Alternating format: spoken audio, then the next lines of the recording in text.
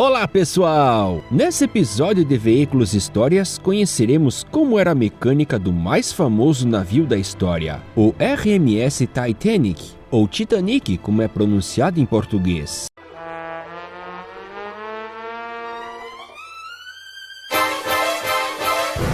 O navio e seu naufrágio é conhecido por praticamente todo mundo e foi imortalizado em muitos filmes, incluindo o feito em 1997, que foi um recordista em todos os aspectos, fazendo um imenso sucesso. O navio foi um dos mais luxuosos de seu tempo, mas conheceremos seu lado menos glamuroso e luxuoso, porém de vital importância para a embarcação, a sua mecânica. Antes de começarmos o vídeo, eu peço para que se inscrevam no canal e ativem o sininho para sempre acompanhar o nosso assunto. Vamos conhecer um pouco sobre sua origem e construção. A companhia de navegação White Star Line foi fundada em 1845 por John Pilkington e Henry Wilson, na cidade de Liverpool, região noroeste da Inglaterra, e começará a fazer a rota Grã-Bretanha-Austrália. E desde seus primórdios, a empresa já pensava no conforto a bordo e passará a aumentar o tamanho das embarcações e seus convéses.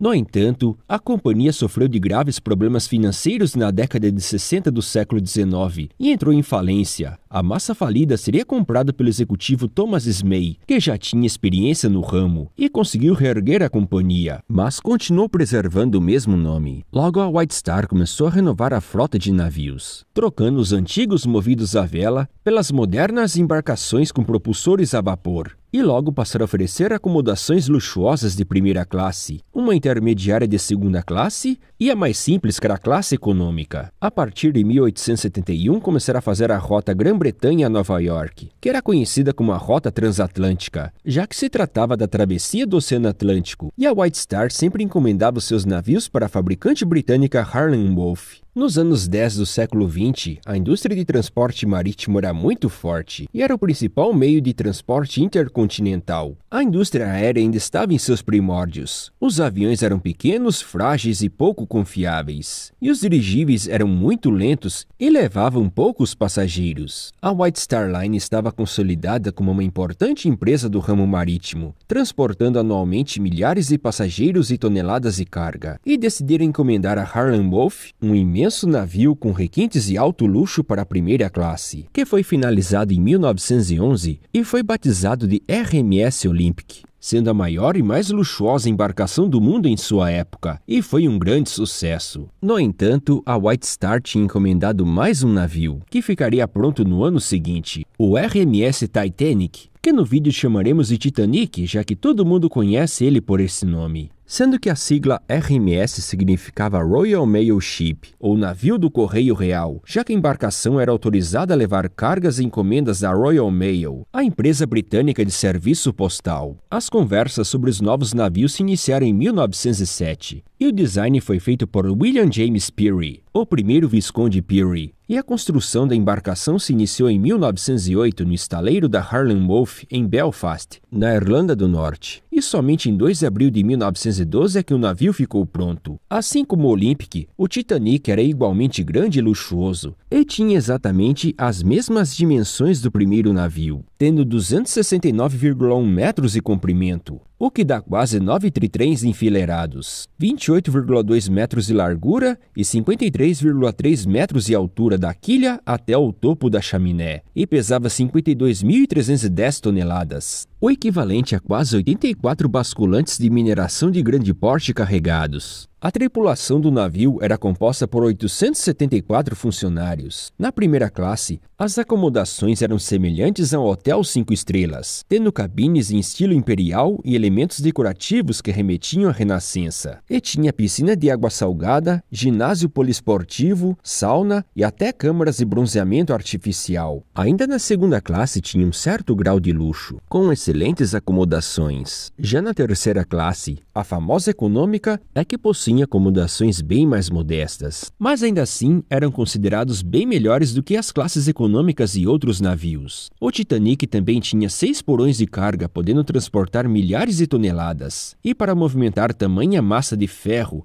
aço, carga e pessoas, contava com 2 imensos motores a vapor de 4 cilindros de tripla expansão. Mas o que seria esse motor? O modelo de tripla expansão é uma mecânica a vapor constituída de 3 estágios e é uma invenção do engenheiro inglês Arthur Wolff, cuja patente é de 1805, e o intuito é aproveitar melhor a energia gerada pelo vapor. O mesmo entra no primeiro cilindro, que é conhecido como câmara de alta pressão, ou HP, e depois o vapor é enviado para um segundo cilindro, que tem quase o dobro do volume do primeiro, e sua pressão será menor. E é conhecido por câmara de pressão intermediária, ou IP, e ainda o vapor é mandado a um terceiro cilindro, cujo diâmetro é bem maior do que o do segundo, e mais que o dobro em relação ao primeiro, que é chamada de câmara de baixa pressão, também conhecido como LP, que no caso do motor do Titanic possuíam 2. Dessa maneira, a expansão do vapor é diminuída a cada cilindro, fazendo a temperatura diminuir menos e aumentar a eficiência energética, e ainda ajuda no balanceamento do motor. Nessas mecânicas, o primeiro estágio é mais reforçado por conta da alta pressão, mas os outros podem ser mais leves, diminuindo ainda mais as vibrações mecânicas. Se olhar o motor pelas bielas, aparenta ter muito mais cilindros, mas isso é por conta das bielas da válvula corrediça, que também são movimentados pelo virabrequim.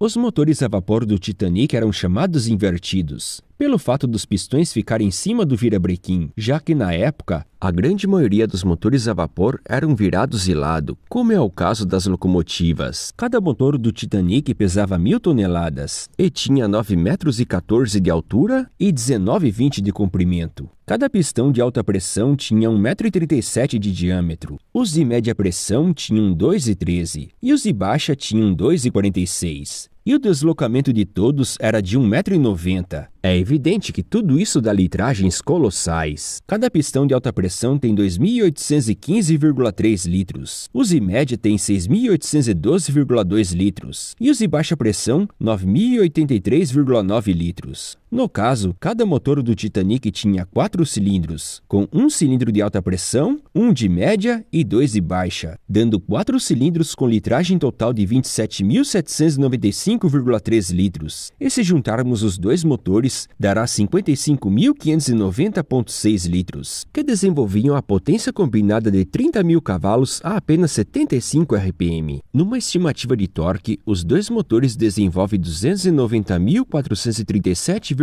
kgf, mas a mecânica também contava com o auxílio de uma turbina que era movida pelos vapores saídos dos motores, e o intuito era auxiliar na propulsão, movimentando uma hélice ao centro, enquanto que as outras duas laterais eram movimentadas pelos motores. Todas eram feitas em bronze e tinham 7,16 de diâmetro. A turbina do navio era um modelo conhecido como turbina de Parsons, invenção do engenheiro inglês Sir Charles Algernon Parsons. A sua invenção tinha grandes rotores e pequenas lâminas, que eram movimentadas pela velocidade do vapor, mas seus movimentos eram lentos, e a principal vantagem é que poderia operar em pressões mais baixas do que as dos motores, mas ainda assim a sua faixa de giros era maior. Quando os motores a vapor estavam a 80 RPM, a turbina estaria de entre 175 a 180 RPM, ou seja, girava mais que o dobro. A turbina era conectada diretamente na hélice e era igualmente grande, pesando 420 toneladas, além de ter 3,70 de diâmetro por 4,30 de comprimento, e desenvolvia potência de 16.000 cavalos e torque estimado em 70.409 kgf. Dessa forma, se juntarmos os dois motores mais a turbina, o navio tinha potência combinada de 46.000 cavalos e um gigantesco torque de 360.846,2 kgf. Após os vapores passarem pela turbina, iriam parar em dois grandes condensadores, que eram refrigerados pela própria água do mar, tendo aberturas no casco do navio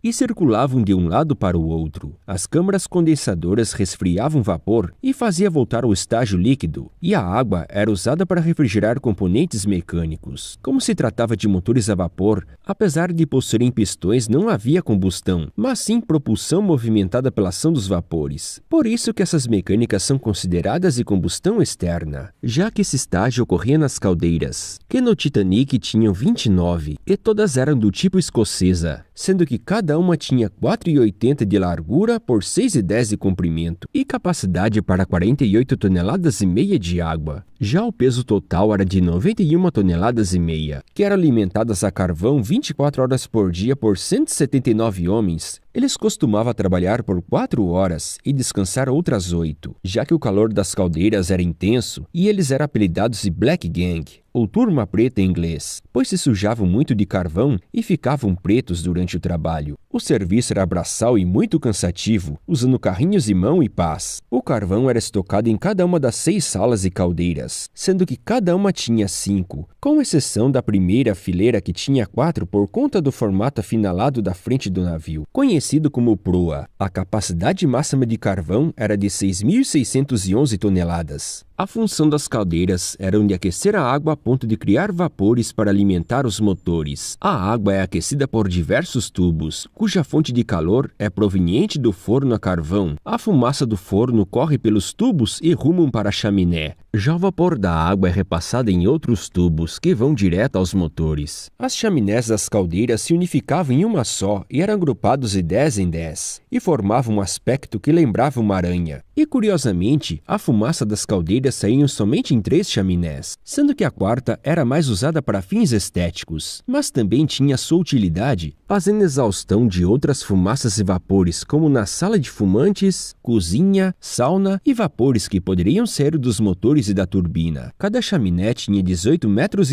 de altura, o equivalente a um prédio de 6 andares, e 6,70 de diâmetro. Mesmo sendo muito pesado, o navio era rápido para os padrões da época e podia navegar até 23 nós, ou 43 km por hora de velocidade máxima. Já no modo cruzeiro atingia a velocidade média de 21 nós, ou 39 km por hora. O Titanic fez sua viagem inaugural no dia 10 de abril de 1912 e partiu do porto de Southampton, na região sul da Inglaterra, e ainda fez escalas em Cherbourg-Octeville, na França, e Queenstown, atualmente chamada de Covey, na região sul da Irlanda, e a partir de então rumou pelo Atlântico em direção a Nova York, nos Estados Unidos. O capitão era Edward John Smith, que tinha muita experiência com viagens marítimas e até serviu à Marinha Real na Segunda Guerra dos Boeres. Com 62 anos, ele pretendia se aposentar depois dessa viagem. Durante o trajeto, o navio recebeu mensagens de outras embarcações a respeito de icebergs perto da costa da América do Norte. E por volta das 11h40 da noite, no dia 15 de abril, a tripulação do Titanic avistou um iceberg próxima à província de Newfoundland, em Labrador, na região leste do Canadá. Os comandos do navio eram muito lentos e não conseguiu evitar a colisão, que acertou o lado direito, ou estibordo nos termos náuticos, e começou o naufrágio. Em questão de 2 horas e 40 minutos depois, o navio afundou no Oceano Atlântico. O Titanic tinha aproximadamente 3.327 passageiros, mas seus 20 botes salva-vidas só tinha capacidade para 1.178 pessoas, já que os construtores diziam que o Titanic era inafundável. No entanto, ele não resistiu ao impacto e mais de 1.500 pessoas perderam suas vidas, incluindo o capitão Smith, que seguiu a famosa formalidade extrema onde o capitão afunda com seu navio. O trágico naufrágio se tornou notícia mundial na época, ganhando grande destaque nos jornais, revistas e cinemas. A primeira adaptação cinematográfica foi feita menos de um mês depois do fato, conhecido como Salva do Titanic, estrelado por Dorothy Gibson, e teve até uma versão alemã feita em 1943, em plena Segunda Guerra Mundial, como propaganda anti-britânica. E a adaptação mais famosa de todas é o filme de 1997, dirigido por James Cameron, estrelado por Leonardo DiCaprio e Kate Winslet, que fez um sucesso estrondoso, tendo a maior bilheteria da história na época, e conquistou 11 Oscars. Após o naufrágio, a White Star Line foi alvo de diversos processos judiciais, tanto de familiares dos falecidos quanto dos sobreviventes. Mas mesmo assim continuaram na atividade, fazendo muitas viagens com o Olympic e outros navios.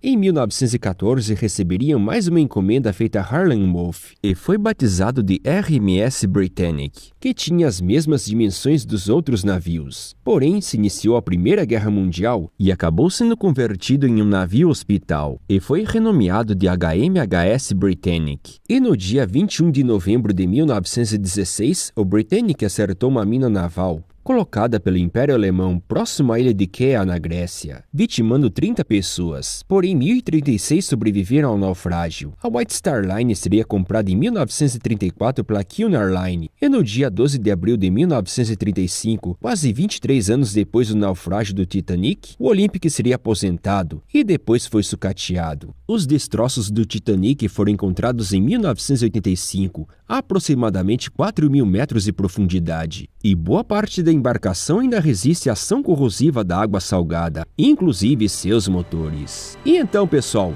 sabiam como era a mecânica do Titanic? Comentem! Eu espero que tenham gostado do vídeo e entendido as explicações. Assim eu peço encarecidamente para que deem um like e compartilhem com todos os fãs de curiosidades mecânicas. E eu me despeço ao trabalho de um motor a vapor de tripla expansão, semelhante ao usado no Titanic. Até logo e fiquem com Deus!